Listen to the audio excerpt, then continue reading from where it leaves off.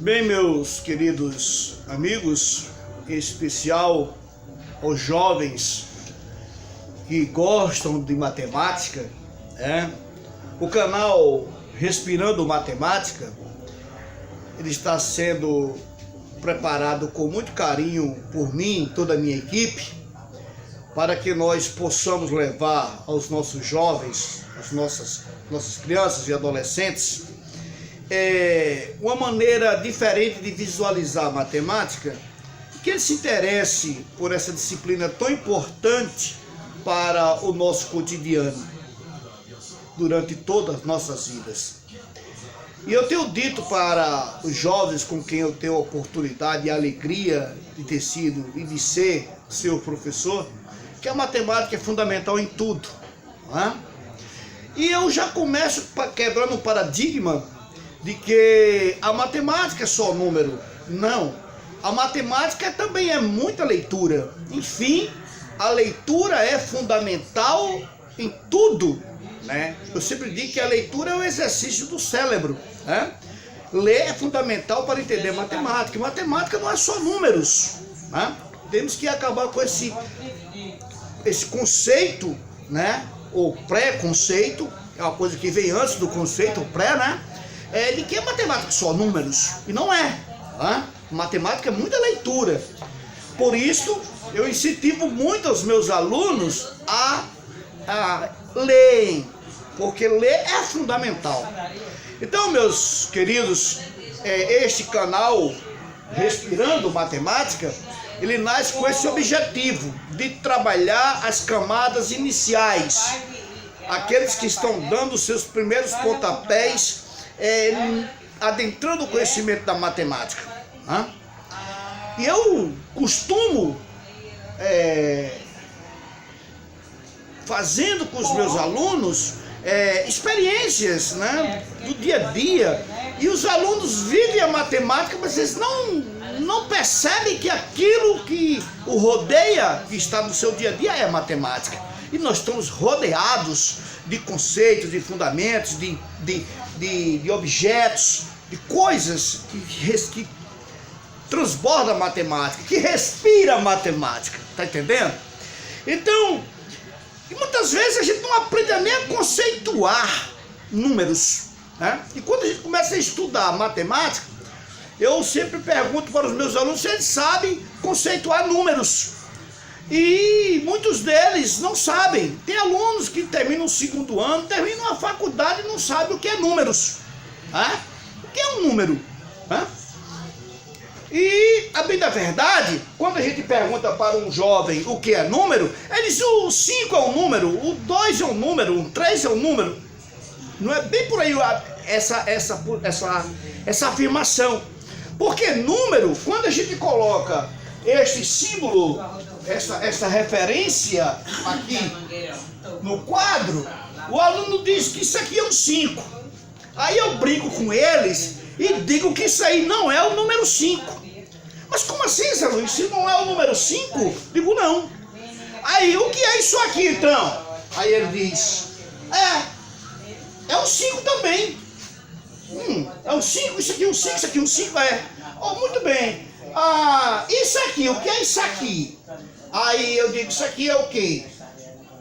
Eu boto por 5 risquinhos. Isso aí também é o número 5? Isso aqui é o número 5, esse é o número 5, esse é o número 5? E ele diz, Aí eu digo, não, isso não é o número 5. Porque número é uma ideia. Número é algo fixo. Em qualquer lugar do mundo, aquela ideia, ela não muda. Agora já o que representa esta ideia, aí muda. Entendeu? Então isso aqui são numerais, são símbolos que representam o número 5, certo? Tá entendido? Os romanos, né, escreveram o número 5 dessa forma. Os hindus, e aprimorados pelos árabes, os hindus arábicos, eles escreveram o número 5 desta forma. Vamos ajeitar aqui esse 5, né? Deixar ele mais bonitinho. Pronto. Ele desta forma. Já os egípcios, escreveram o número 5 dessa forma ali. Eu estou olhando ali no livro ali, tem um livro ali que está ali do meu lado ali, tem uma tabela com um bocado de numerais ali, entendeu? Eu não sou muito de gravar esses numerais, são coisas interessantes que a gente não vive no dia a dia, e eu vejo que, né, que isso muda, né, de cultura para cultura, né? De cultura para cultura. Então, meus queridos, vocês percebem que número é uma ideia, ela não muda, ela é fixa. Já numeral, ela muda. Então, número é uma ideia, numerais são símbolos que representam essa ideia e que pode mudar de acordo com a cultura de um povo, né? Eu estou vendo ali, por exemplo, como os chineses escreveram o número 1. É uma coisa desse tipo. O número 1 do chinês é uma coisa assim, ó. É como se fosse uma colher. Um risco e um negocinho ali, né? Então o número 1 dos chineses é desse jeito. Tá vendo ali? Já deixa eu ver aqui. Os babilônios, olha como eles escreveram o número 1. Eles escreveram o número 1 dessa forma. Um Vzinho aqui, né? Um Vzinho. Tá vendo? Então, eu percebo, por favor, me ajuda aqui, ó, o auxiliar aqui. Eu percebo que a gente tem vários, né, vários símbolos aí representando ideias diferentes. Por exemplo, estou vendo aqui, os romanos escreveram o número 10 dessa forma, não foi? Um X, né? Minha aula é muito assim, muito tá rabiscando no quadro. Já olhando aqui, os babilônios escreveram o número 10 dessa forma. Olha como era o número 10 dos babilônios. Uma coisa assim, tem uma concavidade. Deixa eu ver aqui se eu faço melhor. É uma coisa assim, assim. O número 10. Olha que coisa interessante, né? Tá dando para visualizar direito aí? As técnicas aqui por trás das câmeras está me ajudando aqui. Então veja bem, já nós índios arábicos pegamos o algarismo 1, né? Esse símbolo aqui, e mais o 0. Ora, tudo isso aqui é igual a 10, representado por culturas diferentes, por ideias por numerais diferentes. Então, essa primeira dica do programa do nosso canal Respirando Matemática, que está aí sendo projetado já bem direitinho a sua chamada, né, para que na verdade a gente possa ter aulas bem interessantes, onde o nosso aluno possa se interessar, para que ele possa visualizar a matemática dentro do seu meio, ao seu redor, tá bem? E isso é o que vai fazer com que ele se interesse pela importância da matemática. Agora recente, numa aula de 6º ano, uma jovem me perguntou: professor, mas a matemática com a medicina, né? Ela tem muito a ver, que a gente faz medicina. Olha, um aluno de 6º ano, olha que pergunta interessante. Tem muito a ver com a medicina? Isso acho que tem, né? Quando você chega quando você está com febril, né? Que você é levado a um pronto-socorro, a primeira coisa que você chega, quando você chega no posto, é se verificar a sua pressão arterial. Olha, cuidado, viu? Não mande tirar a sua pressão, não. Se tirar a sua pressão, você morre. Eles morrem de rir comigo em sala de aula, né? Porque eu digo que pressão não se tira, pressão se verifica, né? Então vai lá, tem aquele aparelho, né, que está lá. Tem o nome daquele aparelho lá, não sei, não trabalho com isso. Então, o aparelho lá, bem bonitão, bota lá, verifica lá a pressão, 12/8, sua pressão tá boa, 15/20, Maria, esse cara tá pra morrer. Então, aí bota lá um negocinho também debaixo lá das axilas, né, aquele negócio ali, aquele termômetro, né, para verificar a sua temperatura corporal. Olha, veja bem, então o médico, quando você vai para a sala lá do médico, o médico já tem as informações sobre você, se sua pressão está alta, se está baixa, se sua temperatura corporal está boa ou não está, se você está acima de 40 graus, a 40 graus assim, 39 graus, você já está com febre, está com uma infecção, porque quem tem febre está com algum tipo de infecção. Então minhas aulas eram um pouco assim, interativa, onde mostra que a matemática está ligada usando temas transversais, mostrando para o aluno aquela realidade da coisa, tá entendendo? Então, baseado nessa realidade, descoberto os algarismos, né, a representação das ideias, aí foram criados os conjuntos, né, os conjuntos. E vocês já sabem, quem já estudou um pouco da matemática, sabe que o primeiro conjunto que foi criado na matemática, que a gente diz que surgiu naturalmente, foi justamente o conjunto dos números naturais, né? Então os alunos do sexto ano, eles já têm essa base, do quinto, do sexto ano, já sabem mais ou menos isso, né?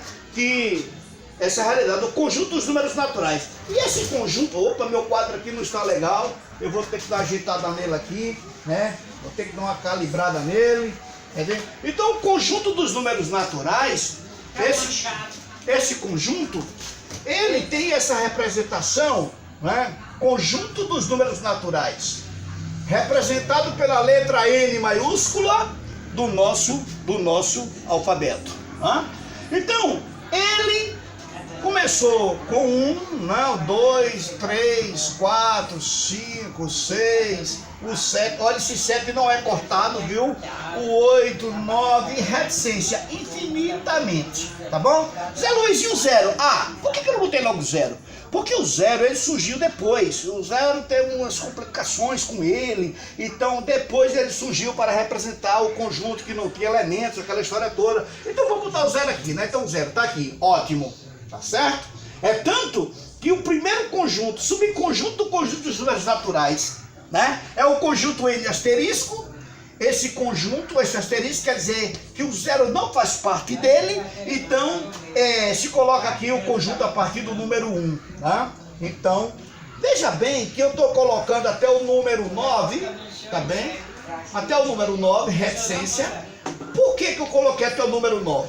Porque com esses 10 algarismos aqui, vamos pegar os índios arábicos, você escreve qualquer número possível e imaginável, né? Qualquer número possível e imaginável. Epa, esta frase não está bem certa. Com esses 10 algarismos, Zé Luiz, você escreve qualquer número que você imaginar? Sim, interrogação. Mas por que interrogação? Porque é o seguinte, com o passar dos tempos, nós fomos percebendo que esse número, esse conjunto, mesmo sendo infinito, tá bem? Esse conjunto, mesmo tendo infinitos algarismos, infinitos números, né? Ele não representava todas as ideias que o homem passou a conhecer. Ele se tornou um conjunto pequeno. Um conjunto pequeno. Dentro do conjunto dos números naturais, você fez adição, você fez subtração, você fez multiplicação, você fez divisão, você fez potenciação, você fez radiciação, né? As 6 operações que nós estudamos dentro da matemática, tá bem? As mais estudadas. E essas operações, chega um certo momento que determinadas operações não podiam ser feitas dentro desse conjunto. Esse conjunto não dava resposta a essas operações. Ou seja, melhor dizendo, ele não dava resposta a certas ideias. Você imagina o seguinte, eu digo assim, eu perdi 5 reais. Perdi 5 reais. Como é que você vai encontrar um número dentro do conjunto dos números naturais que representa essa ideia, dizendo que você perdeu?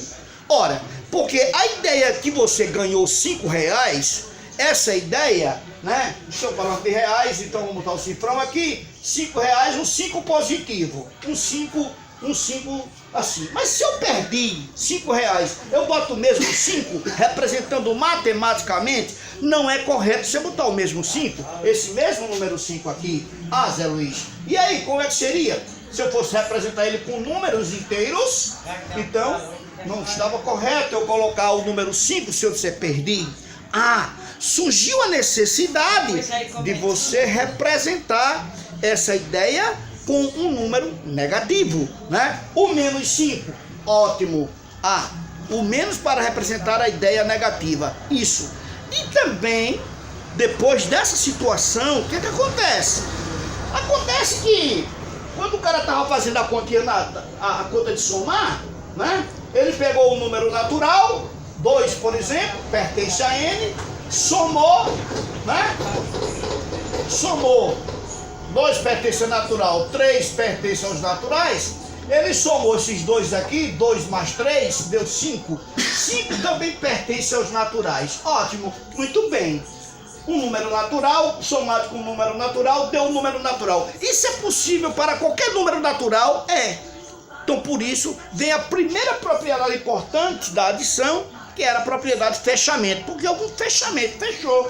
Um número natural somado com um número natural dá um número natural. Ótimo. Mas, teve um segredo aí, tem uma questão interessante. Quando ele pegou a operação inversa, a adição, que era a subtração, aí todo mundo começou a fazer subtração. Vamos fazer a subtração, vamos. 5 menos 3 é possível. 2, opa, um número natural menos um número natural dá um número natural. Ó, propriedade de fechamento. Mas isso não era possível para todas as operações, para todas as subtrações. Imagina se eu fizesse essa conta. 3 menos 5 dá quanto? Dá 2? Não. De 3 eu não posso tirar 5. Como de 3 eu posso tirar 5? Não posso tirar 5. De jeito nenhum. Então, eu não posso, porque o conjunto dos números naturais, esse conjunto é um conjunto que não tem números que representem a ideia negativa da história. Aí surgiu a importância de se criar os chamados números negativos para que eu pudesse, ou para que eu possa fazer essa conta. Eu dar essa resposta de 3 tirar 5. Como assim, Zé Luiz? Vamos entender essa história, né? Eu vou ter que criar os números negativos, né? E criando os números negativos, eu vou juntar com os números positivos mais o zero, que não é positivo nem negativo, e com isso eu vou ter um conjunto maior, chamado conjunto dos números inteiros relativos, que é o conjunto Z. Vamos aqui representar esse conjunto. Olha só, olha que conjunto interessante. O conjunto Z, né? O conjunto dos números inteiros relativos. Vamos botar ele aqui, a partir do menos 3, para não ficar muito grande. Menos 3, menos 2, menos 1, 0, aí 1, 2, 3, reticência. Gente, olha, esse conjunto aqui, vou botar até de lápis azul aqui, esse conjunto da partir do 0 para frente é o conjunto dos números naturais. Esses números aqui, como eles não têm sinal, eles são positivos, representam as ideias positivas. E para cada número positivo foi criado um número negativo. O menos 1, o mais 1 criou-se o menos 1, o mais 2 criou-se o menos 2, né? O mais 3 criou-se o menos 3, e assim sucessivamente. Com isso, eu tenho o conjunto dos números inteiros relativos. Ah, muito bem, conjunto dos números inteiros relativos. Esse conjunto, ele agora sim, como eu tenho os números negativos dentro dele, então eu vou poder fazer aquela continha. Estão lembrados de qual a continha? A continha era quanto? 3 menos 5. Vamos pensar assim.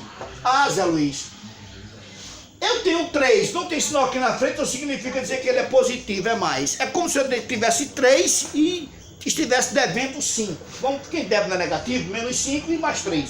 Ah, Zé Luiz, eu tenho 3, mas eu estou devendo 5. A minha situação ainda é de penúria, é de dever. Eu ainda estou devendo 2. Quem deve é negativo. Muito bem, menos 2. Esse número tem dentro do conjunto Z, está aqui ele. Ah, então mais 3 menos 5 é igual a menos 2. Tenho 3, mas devo 5, negativo. A ordem pode ser invertida? Pode, não tem problema nenhum. Menos 5 mais 3, isso também dá menos 2. Devo 5, tenho 3. Ora, quando eu der 3 aqui e devo 5, ainda vou ficar devendo 2. Então, se eu estou devendo 2, então minha situação ainda é de penúria, né? Tá bom? Ao contrário, podia ser mais 5 e menos 3. Ah, essa também é possível. Como é que eu posso dizer isso? Tenho 5 positivo, aí estou devendo 3, ora, 5 menos 3 dá 2. Esse 2 aqui é positivo. Quando ele é positivo, não preciso colocar o sinal. Ótimo. Muito bem. O que acontece? Esse conjunto, depois nós vamos fazer uma aula bem melhor em relação a essa realidade, porque eu estou apenas no pontapé inicial, vocês sentirem como é que é a coisa aqui, tá bem? Então, o que acontece? Mas esse conjunto, mesmo ele sendo um conjunto infinito, tanto para a direita como para a esquerda, ele representa só apenas números inteiros. Ele não representa números, outros tipos de ideias, outro tipo de números, né? Então, por isso foi preciso criar-se um outro conjunto de números, aumentar esse conjunto aqui. E aí, por exemplo, que número é esse, Zé Luiz, você está falando? Vamos pensar aqui numa ideia. Eu convidei aqui meu sobrinho, que está aqui por trás aqui de mim, me dando assistência técnica. Então eu disse, vamos comer uma pizza, vamos para a pizzaria, vamos. Chegamos na pizzaria, ela preparou a pizza muito legal. Aí eu digo, garçom, mas estavam nós dois, não vai comer a pizza inteira, né? Então eu digo, olha, eu não quero nem sair roubado, nem quero que meu sobrinho saia roubado. Vamos fazer o seguinte, vamos dividir essa pizza rigorosamente ao meio. Ele comeu a metade da pizza e eu comi a outra metade. Nós somos golosos e comemos a pizza lá, metade e metade. Essa metade, matematicamente, como é que se representa? Ora, aqui só tem números inteiros. Essa metade da pizza, como é que eu represento essa parte da pizza, essa metade? Ora, essa parte da pizza é um número fracionário. O número na forma A sobre B. Muito bem. Não tenho aqui. Então foi preciso criar um novo conjunto, o conjunto dos números fracionários, né? Esse B, como toda fração é uma divisão, esse B tem que ser diferente de zero. Por quê? Toda fração é a divisão. A dividido por B. Como não se divide por zero, então esse B nunca pode ser zero. Então, os números fracionários, ele vai ser aquele conjunto que vai ser representado pela letra Q do nosso alfabeto, tá bem? E ele vai ter essa cara, o número A sobre B, certo? Com A e B inteiros, certo? Não, com A e B inteiros, e B diferente de zero. Esse símbolo aí um pouco, é diferente de zero. Ótimo.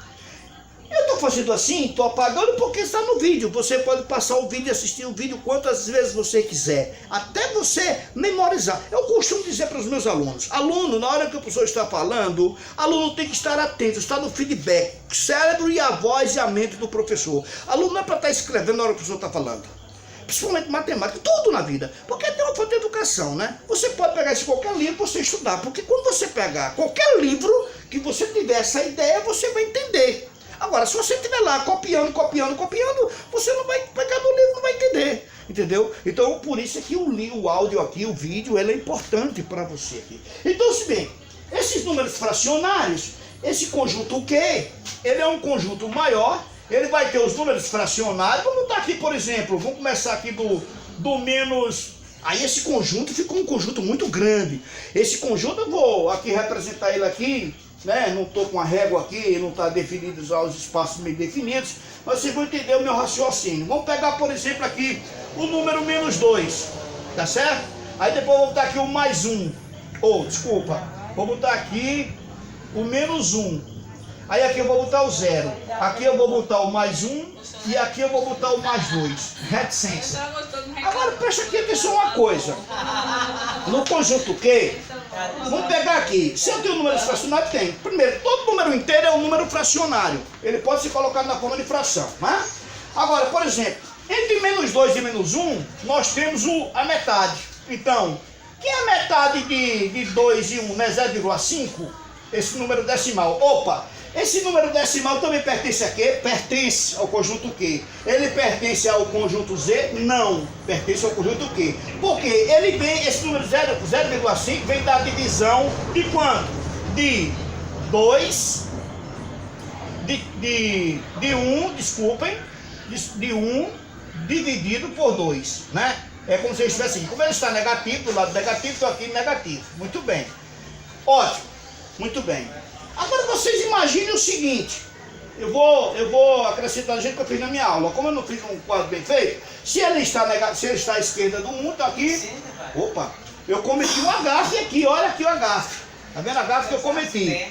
Vamos apagar isso aqui, porque o lugar dele não é aqui. Se é menos, então é aqui 0,5, então é entre menos 1 e 0. Então aqui é menos 0,5, que é, ou seja, 1 sobre 2. Que é a mesma coisa que 0,5. Agora ele está certo. Aqui é o ponto menos 1,5, né? 1,5 menos 1,5, que é a mesma coisa que 3 dividido por 2. Tá bem? Tá bem? Vamos pegar assim. Ora, se eu estou do lado positivo, então ele estaria aqui, bem aqui no meio, então aqui seria o ponto mais 1 sobre 2, e aqui 1,5 seria aqui mais 3 dividido por 2, que é 1,5, né? Zé Luiz, e tem outros números aí? Existem infinitos números entre dois números racionais, certo? Entre menos 2 e 0 só existe o menos 1. No conjunto Z, eu posso dizer que o sucessor de menos 2 é menos 1, né? Como assim o sucessor não é menos 3? Não, o sucessor é sempre maior. Sempre o meu professor Gonzaga, quando dava aula para mim, hoje o nosso doutor Gonzaga, ele dizia uma coisa bem interessante, né? Ele dizia, sucessor, ele é sempre maior, ele é maior. Quem entra sempre manda mais do que quem sai, né? Eu nunca esqueci o estilo que ele dava aula. Então, o sucessor é sempre maior. Então, o menos 1 é maior do que menos 2. Então, o sucessor de menos 2 é menos 1. O sucessor de menos 1 é 0. O sucessor de 0 é mais 1. O sucessor de mais 1 é mais 2, né? Prestando bem atenção. No conjunto Z, os sucessores existem e é perceptível. Agora, no conjunto Q, é impossível você dizer quem é o sucessor de 0. Porque se você disser que é 0,01, aí eu vou perguntar, e onde é que está o número 0,001, que é menor do que 0,1? E onde é que está o número 0,00001? Então, e por aí vai. Vocês estão entendendo a ideia que eu estou falando? Então, o seguinte, aqui tem os números decimais, que são esse número fracionário, que também ele pode ser transformado num número decimal. Você pode ter, que são chamados de decimais exatos. E você vai encontrar dentro do conjunto Q também os números decimais períodicos, que são as dízimas periódicas. Nós vamos estudar essas dízimas periódicas, como encontrar as frações geratrizes, a fração geratriz de cada uma dessas dízimas que nós colocamos no quadro, e por aí vai. Então, preste bem atenção. Eu tenho aqui, por exemplo, o número 0,0, desculpe aqui, 0,555 reticência, desculpe aí, 0,555 reticência. Esse número é uma dízima periódica simples, porque o número que está se repetindo chama-se de período, e ele começa a se repetir logo após a vírgula. Depois nós vamos ter uma aula especificamente para explicar o que é uma dízima periódica, que se divide em dois grandes grupos: as dízimas periódicas simples e as dízimas periódicas compostas. Essa daqui é uma dízima periódica simples, que é diferente de 0,5, tá bem? Esse número, ele pode ser representado também assim, ó, 0,5 e o traçozinho em cima do período. Como o período é simples, começou só tem um período aí, então o algarismo do período, então um tracinho ali, né, cobriu ele, está tudo resolvido. Muito bem. Esse número aqui é diferente desse. Esse número, ele pode ser colocado na forma de fração? Pode. Pode sim, Zé Luiz. Então, nós vamos vamos aprender como se calcular a fração geratriz dessa dízima periódica. Qual é outro tipo de número que também vai estar dentro do conjunto Q? A dízima periódica composta. Por exemplo, olha aqui um exemplo. 0,5222 reticência. O período agora, o número que está se repetindo, ele se repete não após a vírgula. Olha, eu pulo o 5 e o 2 começa a se repetir depois do 5, depois de pelo menos de uma casa decimal. Então, essa dízima periódica ali era diferente dessa. Essa aqui é uma dízima periódica composta. A dízima periódica composta, ela também tem sua fração geratriz. A fração geratriz, como é que se encontra, Zé Luiz? Tem critério, tem as definições, nós vamos estudar isso aí numa aula específica só para dízimas periódicas, tá bom? Por enquanto eu estou mostrando aqui o conjunto Q. O que é que tem dentro do conjunto Q? O que é que tem dentro dele, tá bem? É essa a minha ideia. Esse conjunto Q, ele mesmo agora dando resposta a muitas questões matemáticas, ele mesmo assim, ele se tornou um número que não agregava todos os números, todas as ideias. Então surgiu aí a importância de se criar um conjunto que representasse esses outros números, que são chamados números irracionais. Os números irracionais são números especiais que não podem ser colocados na forma de fração. E um dos números mais famosos da matemática é o número π. Esse número π, tá bem? Eu vou apagar aqui o nome Respirando Matemática. Opa, meu quadro caiu, eu tenho que ajeitar esse meu quadro. Que é isso, rapaz, meu quadro está fazendo vergonha. Por isso que eu tenho que fazer uma outra aula com o meu quadro, também não dá certo. Já vai com 30 minutos. Já vai com 30 minutos já? Já. Então, esse meu quadro aqui tá meu vagabundo, né? Eu tenho que ajeitar esse quadro aqui. Por isso que se eu tivesse feito ao vivo, Valdo, esse quadro não pode voar não, tá vendo aí? É foda. Então é o seguinte, então eu vou pegar aqui, por exemplo, o conjunto dos números irracionais. O conjunto representado pela letra I.